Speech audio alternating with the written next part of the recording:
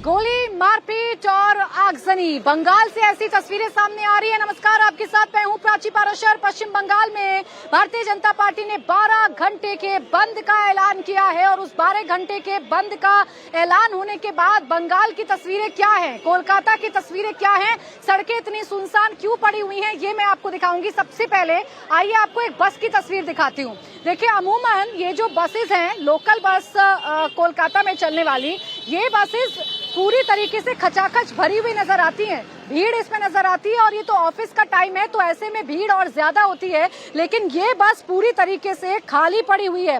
इसी से अंदाजा लगाइए कि बीजेपी नेताओं के जो बंद का ऐलान था उसका क्या असर हो रहा है।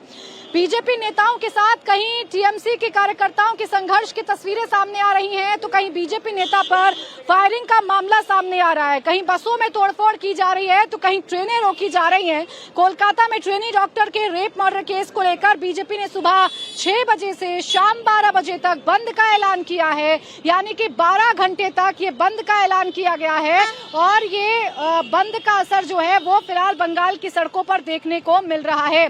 पार्टी ने इसे बांग्ला बंद का नाम दिया है। देखिए, आप सड़कें पूरी तरीके से सुनसान पड़ी हुई हैं, दुकानें आप देखिए बंद पड़ी हुई हैं। बीच में एक आध दुकान आपको खुली हुई नजर आएगी, लेकिन अमूमन सारी जो दुकानें हैं वो आपको बंद नजर आएंगी। व्यस्ततम चौराहे पर इस वक्त हम हैं, बाग बाजार में इस वक्त है। अब से थोड़ी देर पहले यहाँ बीजेपी का प्रोटेस्ट भी हुआ और ये देखिए बसेस आप देखिए पूरी तरीके से खाली पड़ी हुई हैं।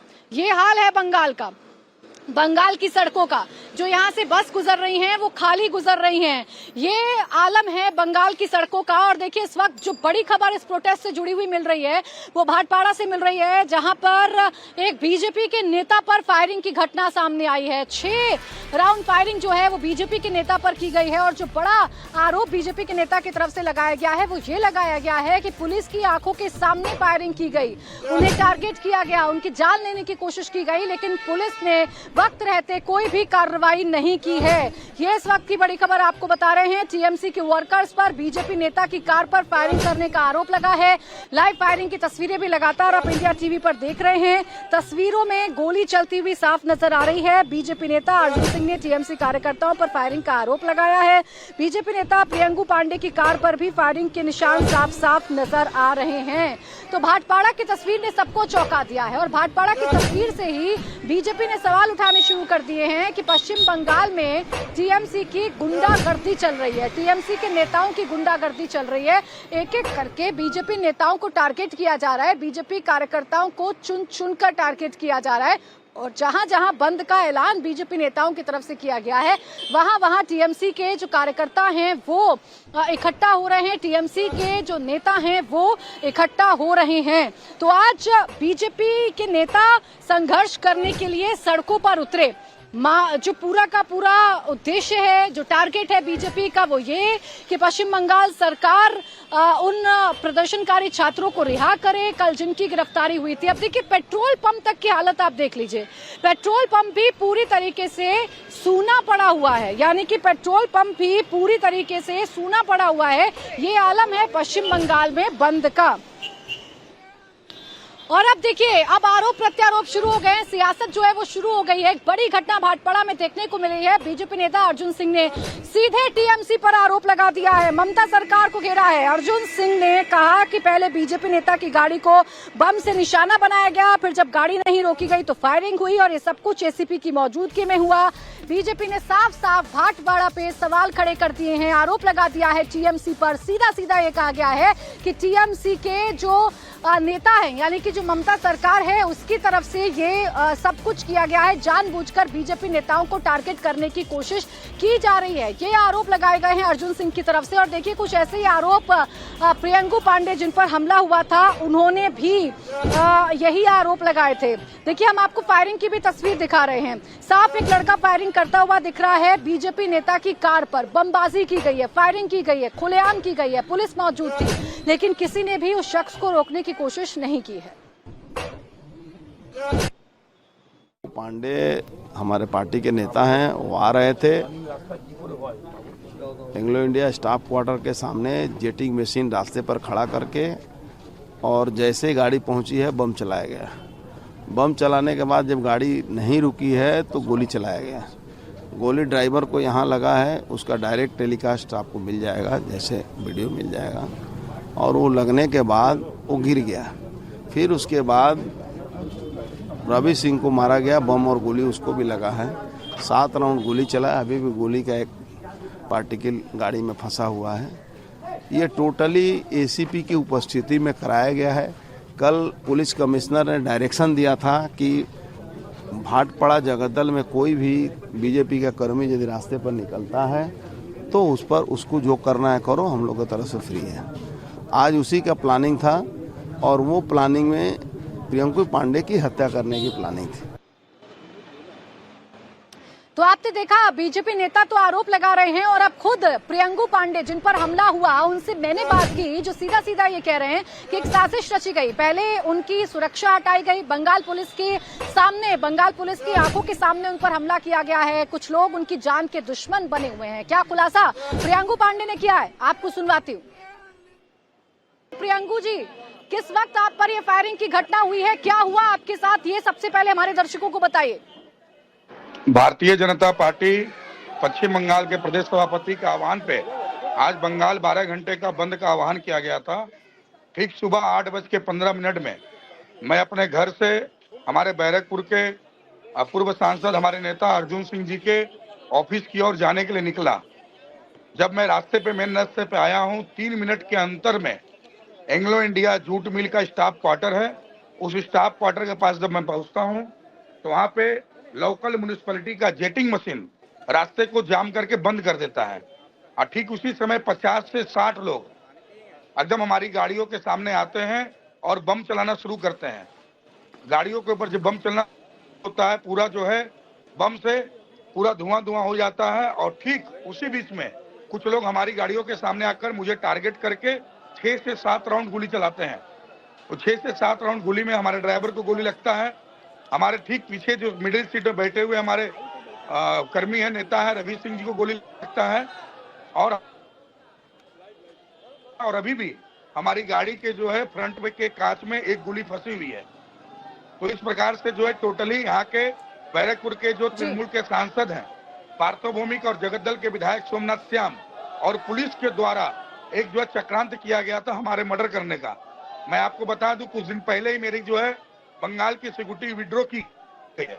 जब बंगाल की सिक्योरिटी मेरी विड्रॉ की गई तो मुझे समझ नहीं आया कि सुरक्षा कर्मी क्यों विड्रॉ किया गया। आज मुझे समझ में आ रहा है कि मेरे मर्डर करने का प्लान करके पुलिस ने ये सब किया था।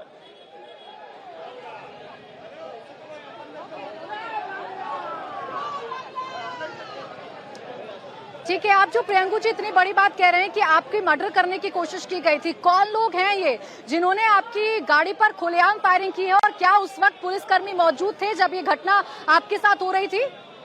हमारे 4 गाड़ी के ठीक 70 मीटर पीछे यहाँ का एसीपी खड़ा था। यहाँ के एसीपी के सामने 50 से 60 लोग, मैं आपको फुटेज शायद प्रोवाइड कर पा रहा हूँ, आपके पास गया भी होगा, कि ओपन रास्ते पे सभी लोग बम और मशीन लेके खड़े हैं। वो लोग, उन लोग के हाथ में, एक लोगों के हाथ में मशीन है, सभी लोग बम चला रहे हैं। ये 3 मिनट के अंदर में संभव नहीं हो सकता है। मैं अपने घर से निकला हूँ, रास्ते पर आते हुए मेरा 3 मिनट भी नहीं हुआ होगा। ये 3 मिनट के अंदर पहुंचना अर्थात पुलिस के द्वारा इंफॉर्मेशन है। और इस तरह से धुआंधार बम और गोली चलना ये प्रमाण करता है कि पुलिस और जो है तृणमूल के लोगों का ये मिली भगत है। ये टोटली जो है मर्डर की साजिश थी। मेरे एकदम ठीक सर के सामने से गोली निकली है। आप देख सकते हैं उस वीडियो में कि कितने जो है लगातार जो है लोग मिल करके जो है गोलियां पे गोलियां चलाते जा रहे थे। मेरे पूरे गाड़ी का जो है गोलियों से जो नुकसान हो चुका है।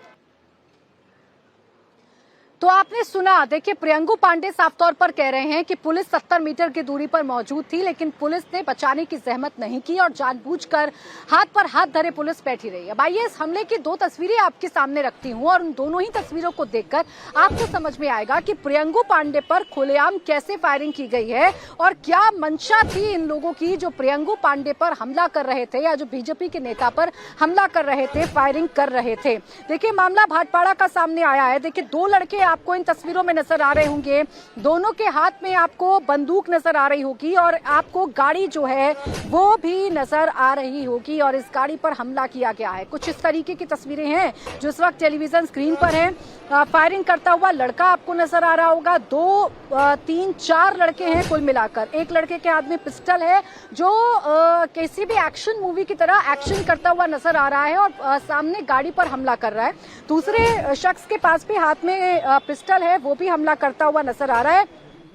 और आपको बता दें कि प्रियंकू पांडे पर हमला किया गया है। आरोप यह है कि ये बीजेपी के लोग हैं, बीजेपी के कार्यकर्ता हैं जिन्होंने हमला किया है। टीएमसी के कार्यकर्ता है, माफ कीजिएगा, ये आरोप बीजेपी के नेता लगा रहे हैं कि टीएमसी के कार्यकर्ता हैं जिन्होंने हमला किया है और ये सब कुछ पश्चिम बंगाल में पुलिस की देखरेख में हो रहा है। एक तरफ बीजेपी नेता पर फायरिंग का मामला सामने आ रहा है तो दूसरी तरफ आज बीजेपी ने भारत बंद का कॉल किया है और बीजेपी के नेता लगातार प्रदर्शन कर रहे हैं।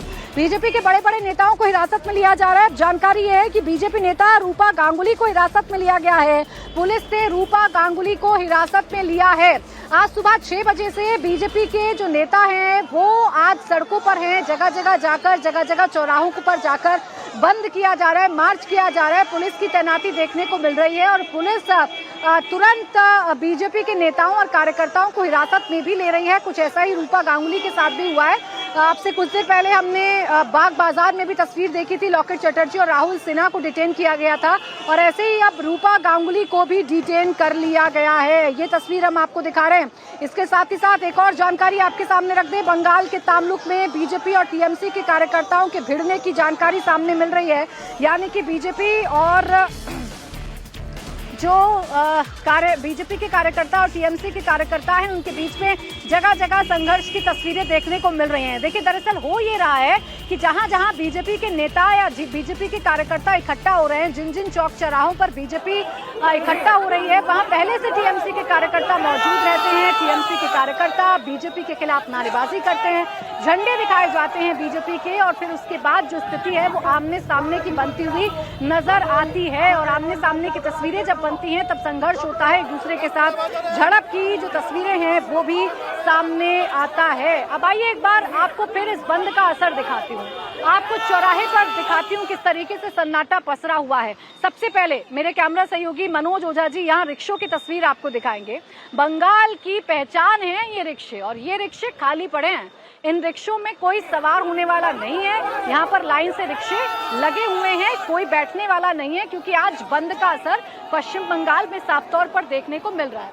अब आइए आगे की तरफ चलते हैं और आपको आगे और बाग बाजार की पूरी तस्वीर दिखाती हूँ। आप जहाँ भी नजर दौड़ाएंगे आपको सुनसान पड़ी हुई सड़क नजर आएगी। बस आप देखिए जरा, खाली बस है, खाली बसेज हैं पूरी तरीके से। आपको इक्का दुक्का लोग इन बस में बैठे हुए नजर आएंगे। वैसे आप यकीन मानिए जब आप नॉर्मल दिनों में यानी कि जब आप आम दिनों में पश्चिम बंगाल के कोलकाता की सड़क पर घूमेंगे तो आपको बसेस भी भरी हुई नजर आएंगी। ये सड़क जो इस वक्त आप देख रहे हैं, ये सड़क जिस पर मैं इस वक्त मौजूद हूँ, इस सड़क पर आपको भीड़ नजर आएगी। ये जो बस चल रही हैं, ये बस आपको इतनी खाली नजर नहीं आएंगी, लेकिन फिलहाल ये बसेस भी खाली हैं, ये सड़कें भी खाली हैं क्योंकि बीजेपी ने बंद का ऐलान किया है। आइए देखते हैं कुल मिलाकर कितनी दुकानें इस पूरे इलाके में खुली हुई हैं। क्या इस प्रोटेस्ट के बाद दुकानें खुली हैं या नहीं खुली हैं, आइए ये आपको दिखाते हैं। देखिए यहाँ पर बैंक है, बैंक तो यहाँ पर जरूर खुला हुआ मिलेगा। इसके साथ ही पेट्रोल पंप देखिए यहाँ, हालांकि यहाँ काम चल रहा है लेकिन फिर भी अमूमन पेट्रोल पंप इतना खाली नजर नहीं आता है। पेट्रोल पंप खाली है, सड़क पर वाहन चलने वाले हैं नहीं। पेट्रोल पंप की तस्वीरें आप देख लीजिए, पेट्रोल पंप आपको खाली नजर आएगा। सड़क तो खाली है ही, अमूमन यहाँ ट्रैफिक के बीच में चलना मुश्किल हो जाता है, लेकिन अब यहाँ आराम से चला जा सकता है। हालांकि आगे की तरफ अब हम जा रहे हैं तो धीरे धीरे करके दुकानों की जो संख्या है वो थोड़ी सी बीच में हमें खुली हुई नजर आ रही है, यानी कि कुछ दुकानें जो हैं वो यहाँ पर खुल गई हैं, ऐसा हम कह सकते हैं। अभी तक ये दुकानें बंद थी लेकिन कुछ दुकानें अब बीच बीच में खुली हुई हैं। हालांकि कुछ दुकानों के शटर अभी भी गिरे हुए हैं। आप ये देखिए, कुछ दुकानें खुली हैं और कुछ दुकानों के जो शटर हैं वो अभी भी गिरे हुए हैं।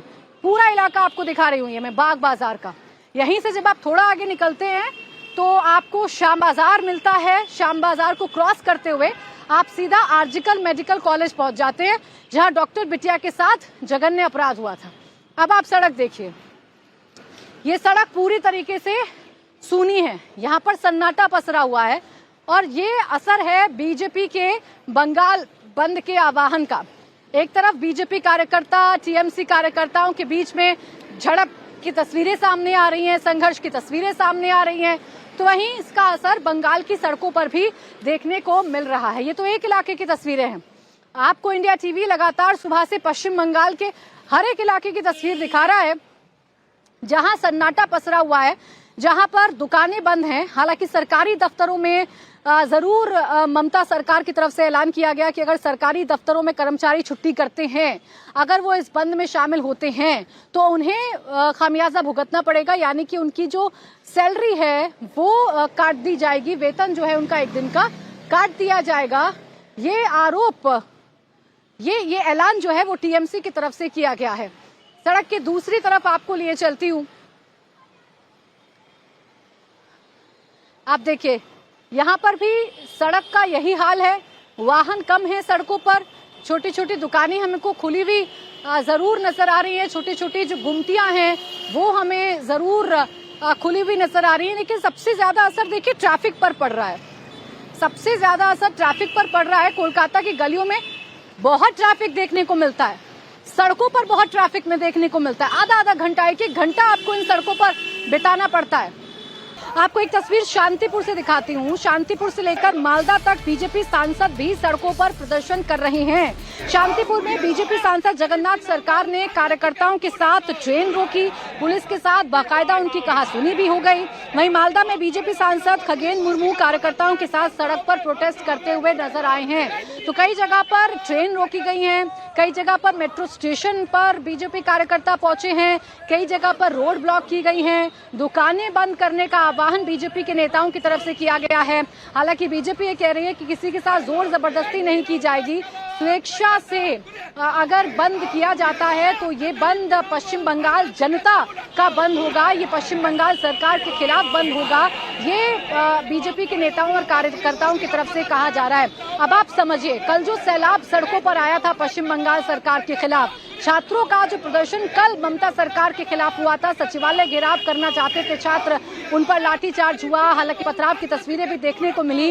वो तस्वीरें ममता के सियासी करियर में आप ये कह सकते हैं कि जब से वो सीएम बनी है तब से ऐसी तस्वीरें कम ही देखने को मिलती हैं, यूं कहूं कि ना के बराबर देखने को मिलती हैं। लेकिन जब ऐसी तस्वीरें कल देखने को मिली, वो संघर्ष जो ममता लगातार करती रहती हैं, अब उनके खिलाफ वो संघर्ष सड़कों पर देखने को मिला, तो बीजेपी भी सड़कों पर आई। कल शाम से बीजेपी सड़कों पर आई है और बीजेपी ने बंद का आह्वान किया। ये बंद का आह्वान इसलिए किया गया है कि कल जिन छात्रों को पकड़ा गया, कल जिन छात्रों को गिरफ्तार किया गया, उन छात्रों की रिहाई बीजेपी चाहती है और इसीलिए आज जगह जगह बीजेपी के बड़े बड़े नेताओं ने मोर्चा संभाल रखा है। वो लगातार उतरे हुए हैं सड़कों पर और वो बंद करवा रहे हैं। मेरे साथ मेरे सहयोगी ओंकार सरकार बगुईयाती से जुड़े हुए हैं। ओंकार, बताइए वहाँ की तस्वीरें क्या हैं? देखिए, अगर मैं जहाँ पर मैं मौजूद हूँ यहाँ की बात करूँ तो यहाँ तो संघर्ष हुआ, लोकेश चटर्जी को हिरासत में लिया गया, राहुल सिन्हा को हिरासत में लिया गया, टीएमसी के कार्यकर्ता भी आए थे, संघर्ष हुआ था।